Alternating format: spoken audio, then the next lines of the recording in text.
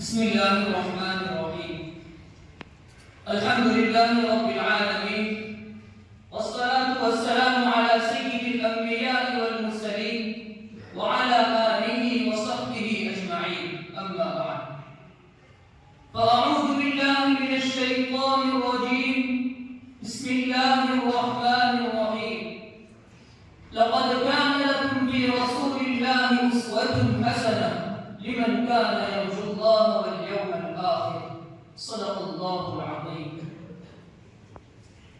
قوت عشق سے ہر پستر کو بالا کر دے، قوت عشق سے ہر پستر کو بالا کر دے، دہر میں اس میں محمد سے اجالا کر دے، صلی اللہ علیہ وسلم. محترم سامعین اور قابل قدر ساتھیوں، تاریخ کی دنیا میں ہزاروں لاکھوں اشخاص نمایاں ہیں جنہوں نے آنے والوں کے لیے اپنی اپنی زندگیاں نمونے کے طور پر پیش کی ہیں. ایک طرف شاہان عالم کے دربار ہیں، ایک طرف فاتحین عالم کی پرجلال صفیں ہیں، تو ایک طرف شعراء کی بزمیں رنگین ہیں. ان میں سے ہر ایک کی زندگی عالم کے پیٹوں کو اپنی اپنی طرف کھینچتی ہے. مقدونیہ کا سکندر، روم کا سیزر، ایران کا دارا، یورپ کا نیپولین، ہر ایک کی زندگی کشش رکھتی ہے. سقراط، افلاطون، ارسطو اور یونان کے دوسرے مشہور فلسفیوں سے لے کر اسپینسر تک تمام حکماء اور فلاسفوں کی زندگیوں میں ایک خاص رنگ نمایاں ہے.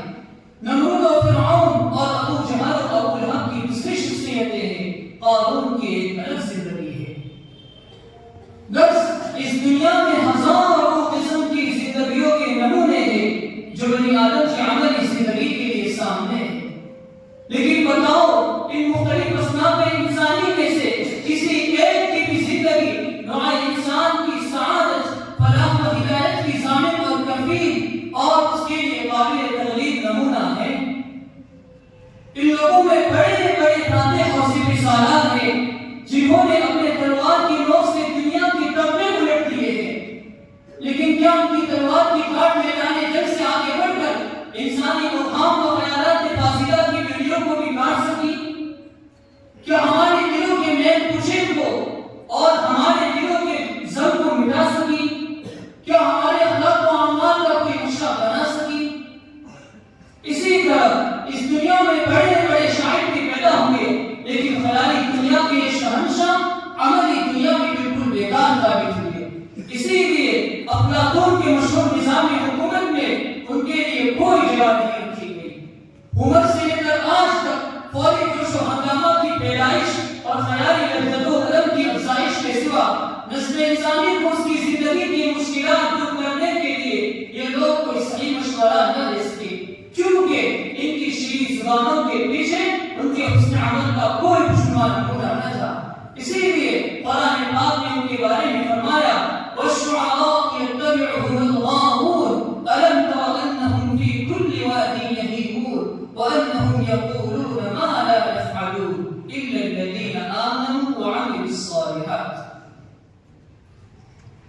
نیز اس دنیا میں بڑے بڑے بادشاہ اور حکمران بھی رونما ہوئے جنہوں نے کبھی کبھی 4 عالم کے عالم پر حکومت کی ہے، قوموں کے جان و مال پر قابض ہوئے ہیں، ایک ملک کو اجاڑا دوسرے کو بسایا ہے، ایک قوم کو ہٹایا دوسرے کو بڑھایا ہے، ایک سے چھینا دوسرے کو دیا ہے، مگر ان کا عام نقشہ وہی رہا جس کو قرآن پاک نے ملک سبا کی زبانی ایک ہی آیت میں ادا کیا ہے ان الملوک اذا دخلوا قرية افسدوها وجعلوا اعزة اهلها اذلة وكذلك يفعلون. عزیز دوستو، ہم نے صرف انسانی کی غلطیاں تبوں میں سے جن سے انسانوں کی سدھار کی، انسانوں کی بھلائی کی توقعات ہو سکتی تھی، تمام کا جائزہ لے لیا.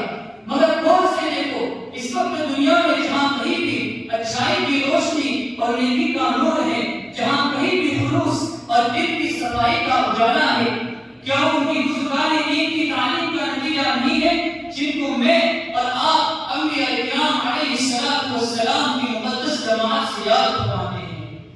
پہاڑوں کے باغ، جنگلوں کے جھنڈ، شہروں کی آبادیاں، درس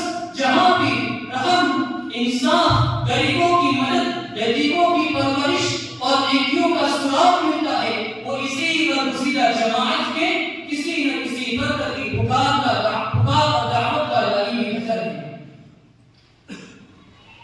معزز سامعین، وہ تمام اشخاص جو کسی مذہب کے حلقۂ اطاعت میں داخل ہو، ناممکن ہے کہ وہ کسی ایک قسم کے عیسائی سے متعلق ہو۔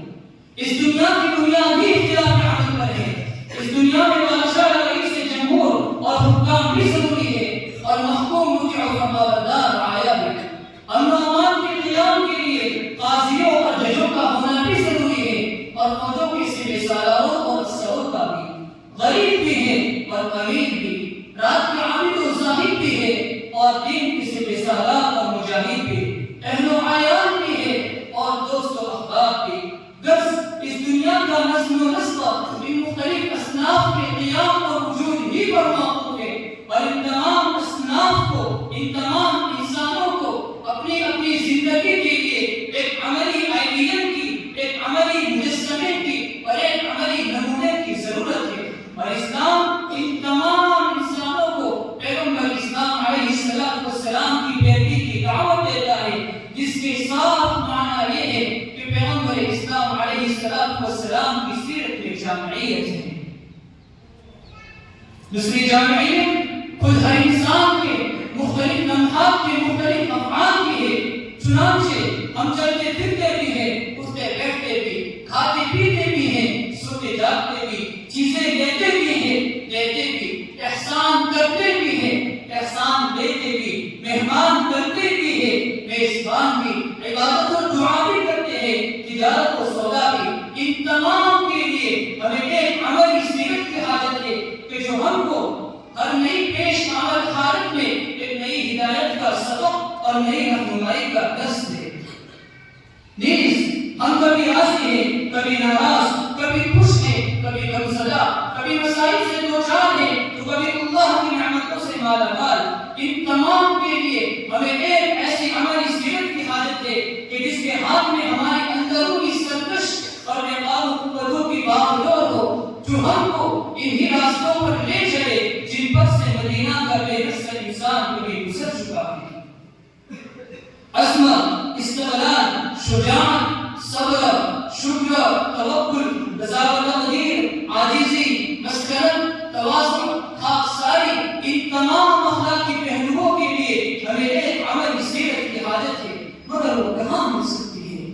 صرف اور صرف محمد رسول اللہ صلی اللہ علیہ وسلم کے پاس۔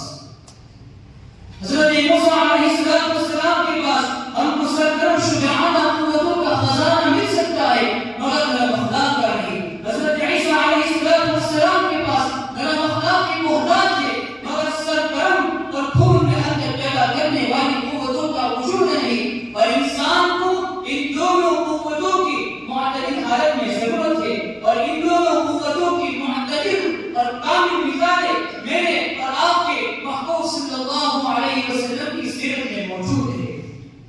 غرض ایک ایسی شخصی زندگی جو ہر طائفہ انسانی اور ہر حالت انسانی کے مختلف مذاہب اور ہر قسم کے صحیح جذبات اور کامل اخلاق کا مجموعہ ہو، پیارے آقا صلی اللہ علیہ وسلم کی زندگی ہے۔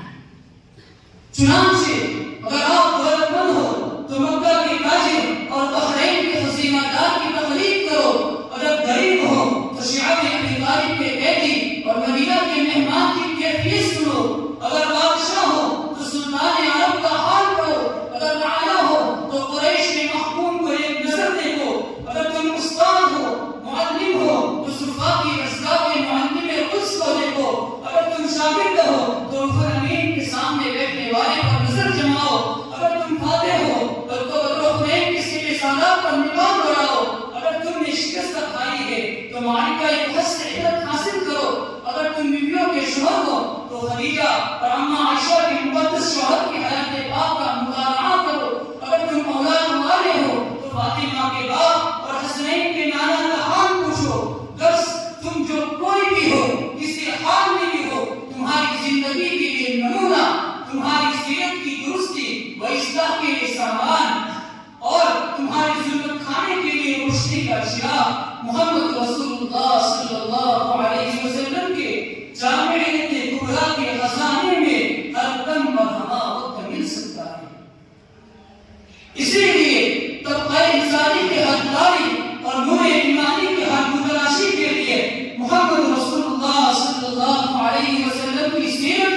ہدایت کا نمونہ اور نجات کا ذریعہ ہے، جس کی نگاہ کے سامنے محمد رسول اللہ صلی اللہ علیہ وسلم کی سیرت ہے، اس کے سامنے حضرت نوح، حضرت ابراہیم، حضرت ایوب، حضرت موسیٰ، حضرت عیسیٰ علی نبینا وعلیہ السلام کی سیرتیں موجود ہیں۔